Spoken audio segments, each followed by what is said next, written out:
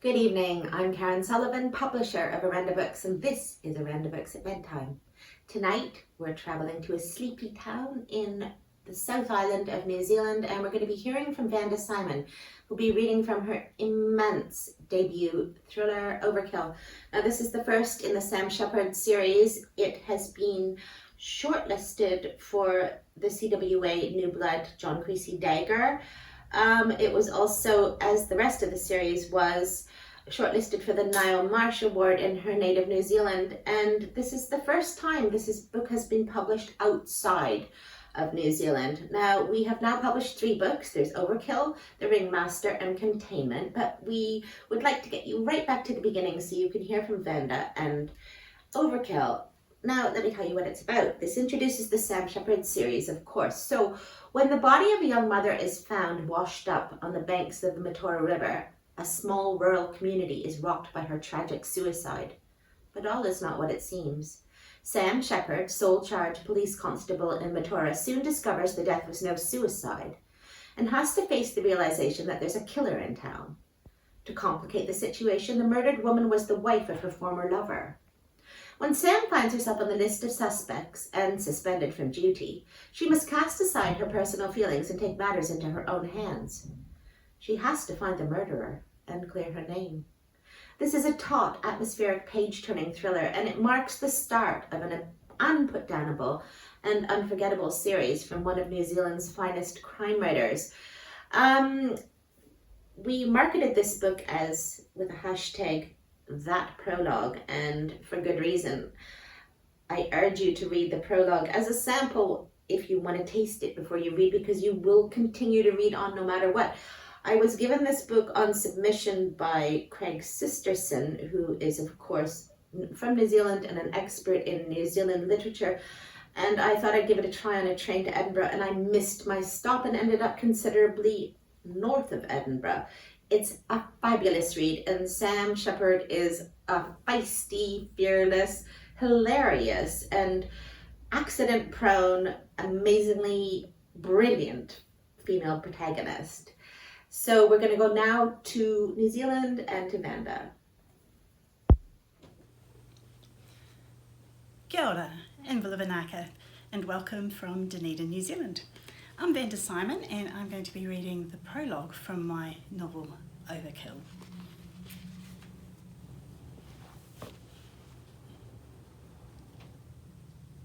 The day it was ordained that Gabriella Knowles would die, there were no harbingers, omens, or owls' calls, no tolling of bells.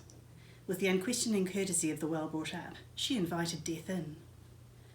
Death politely showed his identification and explained that there had been telecommunication problems in the area.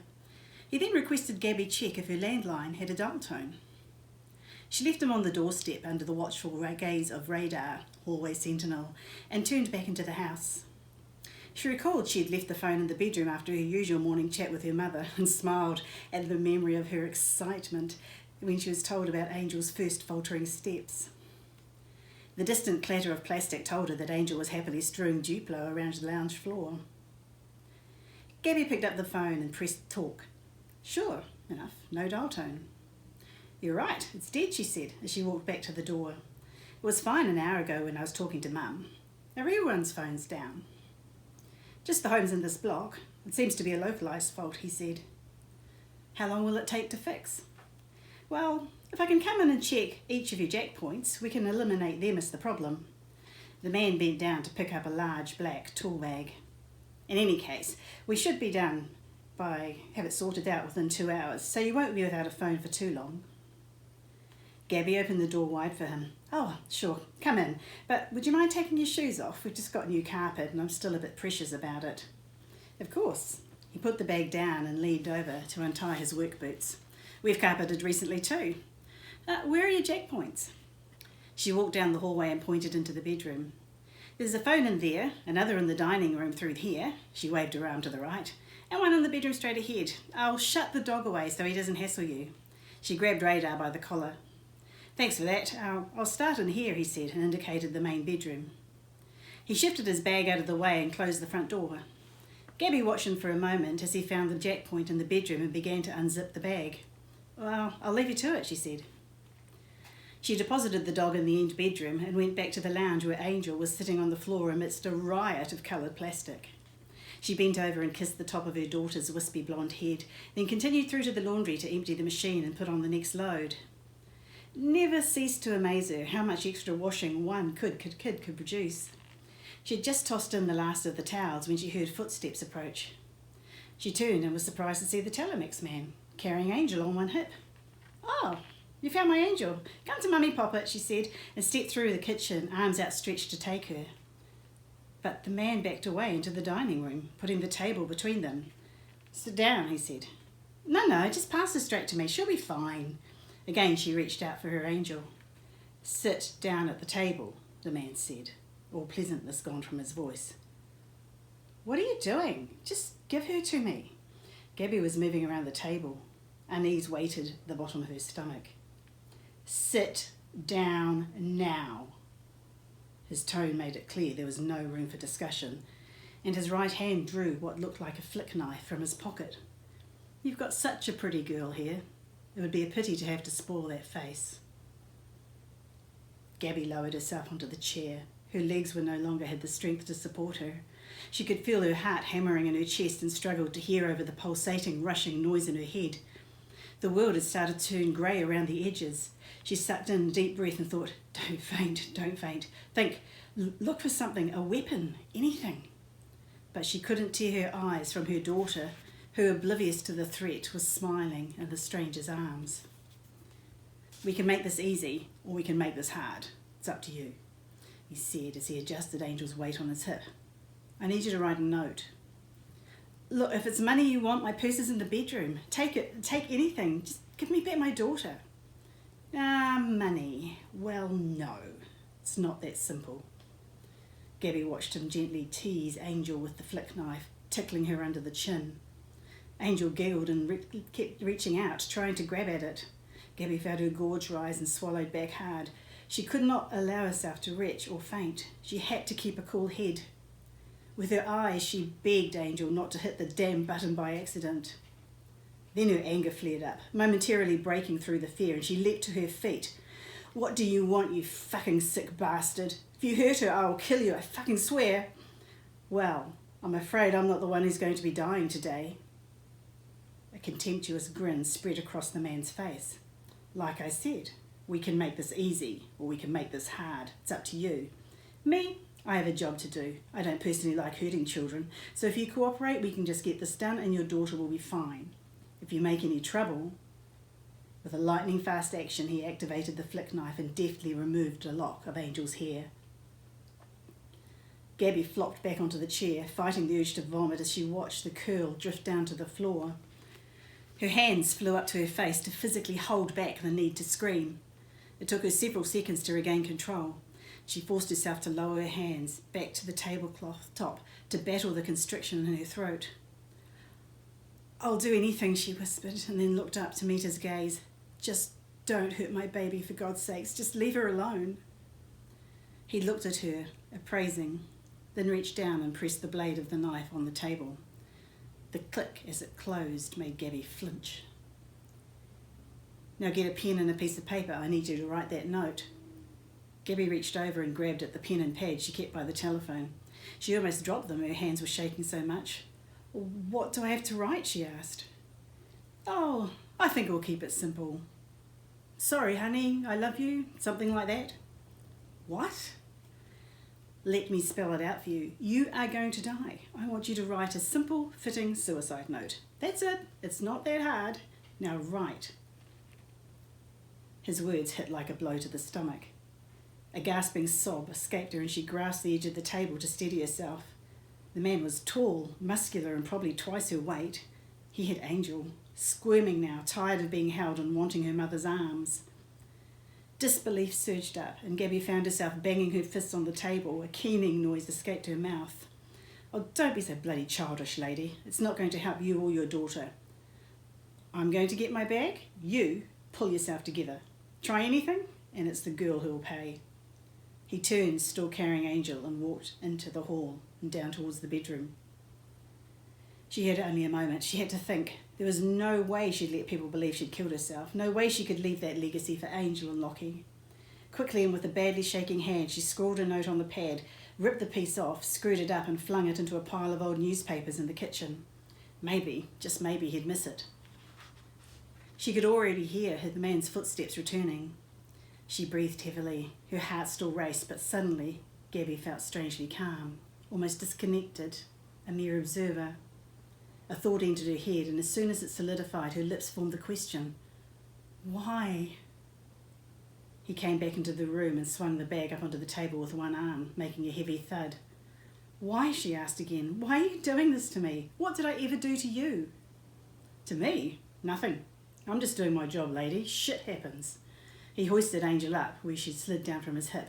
Now get on with writing that note before I get pissed off. Gabby picked up the pen again and tried to think of a way to get the message across. This was not her doing, not her in control. There was no way she'd dream of committing suicide. The last few months had been hellish, but she loved her husband and she lived and breathed for her daughter. Surely Lockie knew that. Her mother would know it too, and she would know that Gabby could never leave her Angel. Gabby made herself stand up. She watched the man's muscles tense and then relax as he realised she was reaching across the table to the box of tissues by the window.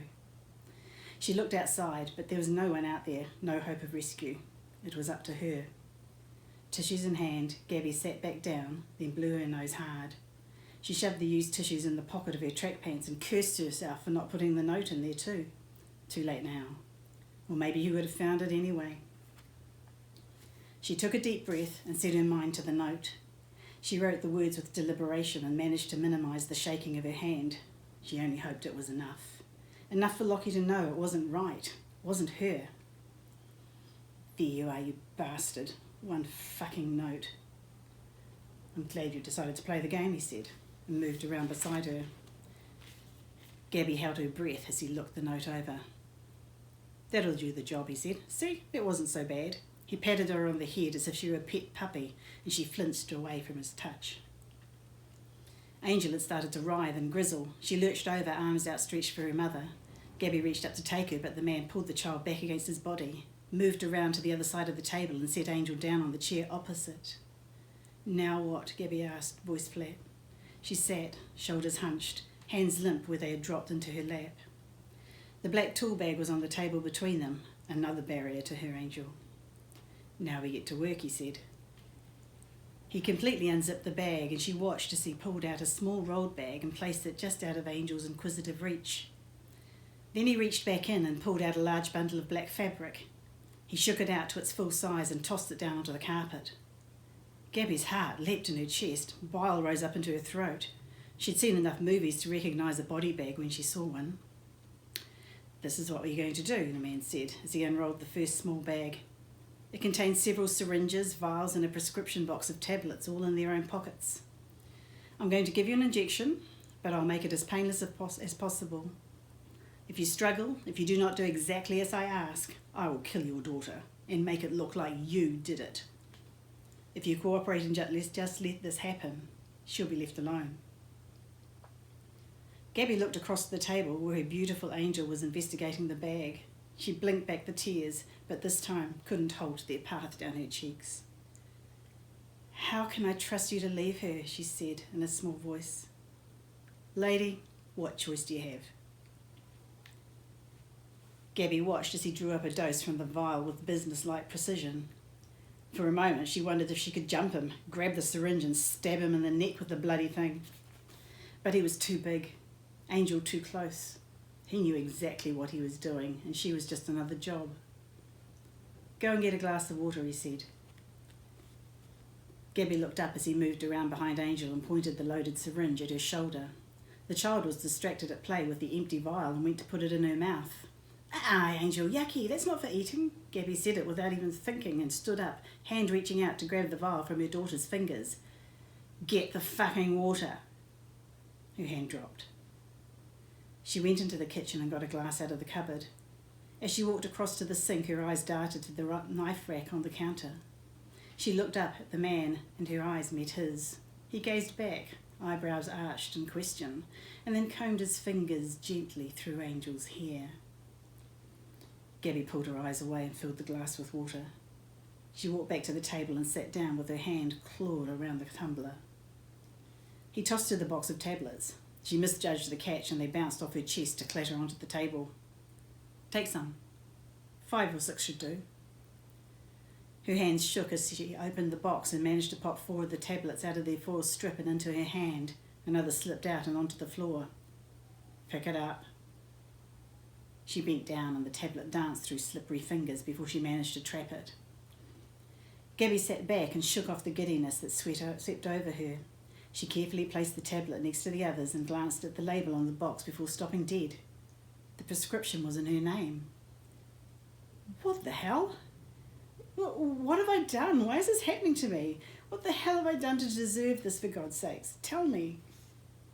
I don't know, lady. I just do the job and collect the money. Now shut the fuck up and take the fucking tablets. He yanked on Angel's hair and pointed the syringe at her exposed throat. No, Gabby screamed and jumped to her feet. Angel had erupted with a screech, her tiny arms flailing desperately at the hand that pulled at her hair. She rubbed at her head when finally the man let go, her face a blotch of pink, her mouth dropped. I'll take them, Gabby gasped. She threw the tablets in her mouth and tried hard not to gag as she washed them down with a full glass of water. Then, arms outstretched, she pleaded for her daughter. Please, let me hold her, please. Not yet. He jerked his head toward the lounge. Go and lie down on the sofa. With barely obedient legs, Gabby walked around the end of the table and into the lounge. How could Angel grow up thinking her mother killed herself and abandoned her? Fresh tears wound their way down her face. No, she wouldn't do this. She couldn't do this without a fight.